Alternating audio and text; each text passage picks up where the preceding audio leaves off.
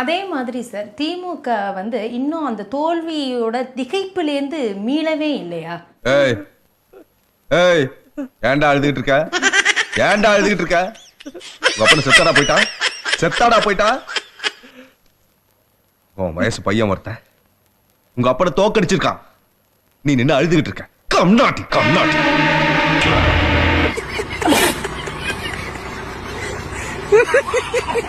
Boys நல்ல action block மாட்டிருது. Full enjoyment தான். வாங்கடா. சட்டமன்றத்தை பூட்டுவானா? பூட்டினா உனக்கு எலும்பு இருக்காது, உடைச்சிட்டு தான் உன்னை அடித்து விடுவானா? போடா விளக்கண்ண. அதனால என்னடா செய்ய முடியும்? இதனைத் தொடர்ந்து இன்று காலை திமுக எம்எல்ஏ மார்க்கண்டேயனை காவல்துறையினர் கைது செய்துள்ளனர்.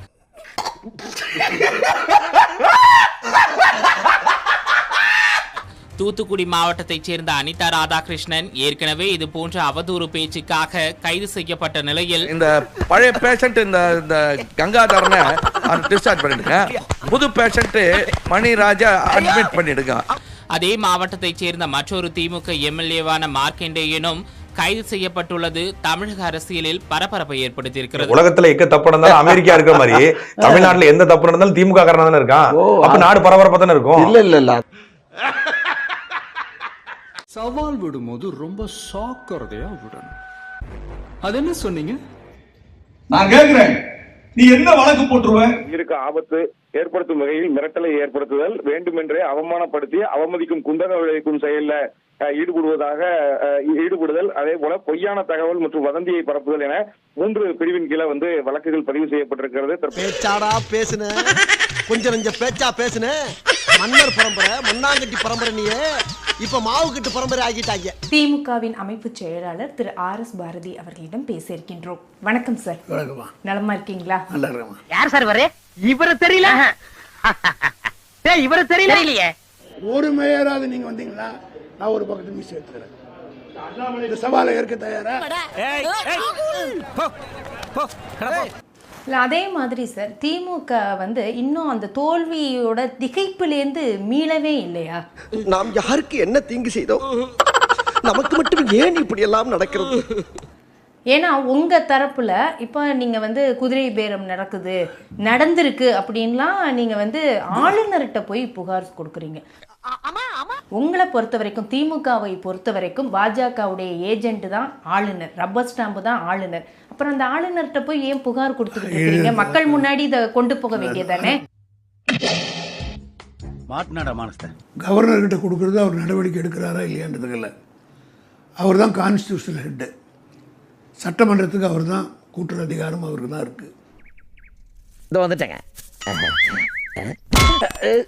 இந்த அறிவு உனக்கு முதல்லயே வரலையா? எடுத்தோடனே நேராக கோர்ட்டுக்கு போயிட முடியாது. கோர்ட்டுக்கு கோபம் வரும்.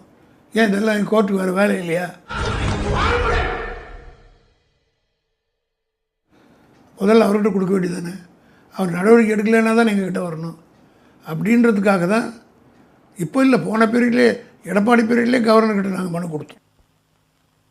அடங்கப்பா, இது உலக நடிப்புடா சாமி. அதான் நீங்க எதிர்க்கட்சியா இருக்கும்போது கவர்னர்ட்ட கொடுக்குறீங்க, ஆளுங்கட்சியா வரும்போது கவர்னரை எதிர்க்கிறீங்க. அவருக்கு என்ன கான்ஸ்டிடியூஷன் அத்தாரிட்டின்னு கேள்வி கேக்குறீங்க.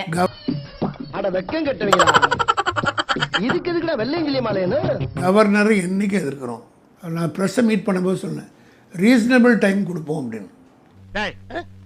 ஏதோ பேசிட்டு இருக்காரு, நேரத்தை கடத்தாத, நல்ல விவரமா பேசு. ஆனா இப்ப சமீபத்துல ஒரு கேஸ் போச்சுல சார், கரூர் விஷயத்துல ஒரு கேஸ் நீங்க போனீங்க இல்லையா? இன்னைக்கு பூரா விட மாட்டான் போல இருக்கேன்.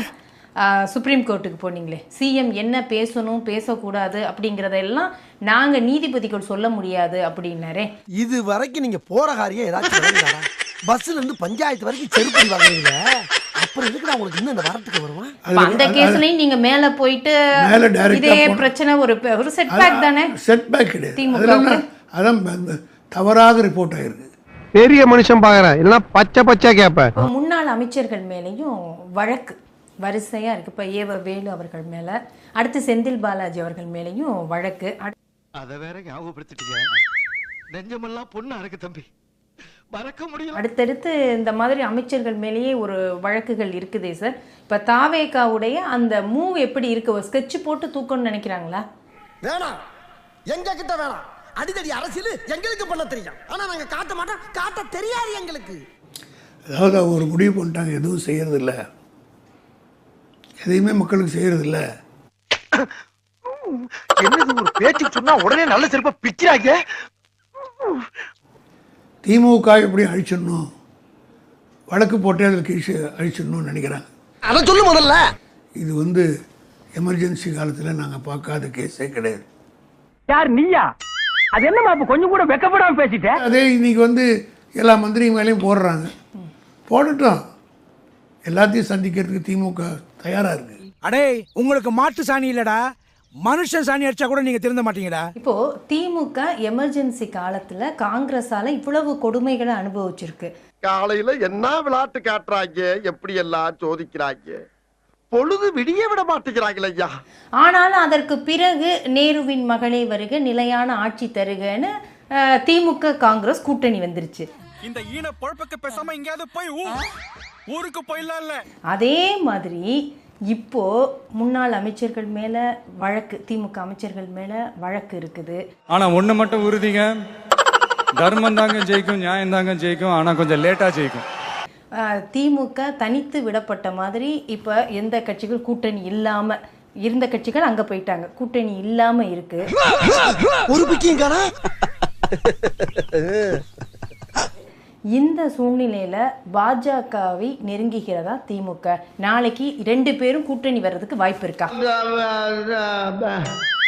வந்து இப்ப நான் என்ன உங்களை சொல்றது, எங்களுக்கு இப்போ கொள்கை எதிரி பிஜேபி, அதில் எந்த காம்ப்ரமைஸும் கிடையாது. யாரு எதை பேசுறதுன்னே நாட்டுல விவசாயம் இல்லாம போச்சுடா. திமுகவுடைய முன்னாள் அமைச்சர் அனிதா ராதாகிருஷ்ணன் அவர்கள் எப்படி பேசினாரு? 6 மாத காலத்தில் நம்முடைய தமிழகத்தின் முதலமைச்சராக மரியாதைக்குரிய அண்ணன் ஸ்டாலின் அவர்கள் வருவார்கள். இப்படியே உசுப்பேத்தி உடம்ப ரணகலம் ஆக்கிட்டாங்கடா. ஏண்டா இந்த ஊரு இன்னமுமா நம்மள நம்பிக்கிட்டு இருக்கு? அது அவனுக்கு வீதி. நம்முடைய பாராளுமன்ற உறுப்பினர் அண்ணன் திருச்சி சிவா போன்றவர்கள் எல்லாம் டெல்லியிலே அமைச்சர்களாக அமர்வார்கள்.